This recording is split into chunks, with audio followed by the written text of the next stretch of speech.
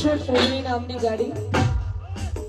64 number પ્લેટની ગાડી વચ્ચે ઊભી છે તો જેની પણ હોય તે લઈ લેવા ખાસ વિનંતી 64 નામની ગાડી જે પણ ની હોય હટાવી લેવા વિનંતી ને ખાસ અમારા શનિભાઈ માટે ખાસ લાવો છે ત્યારે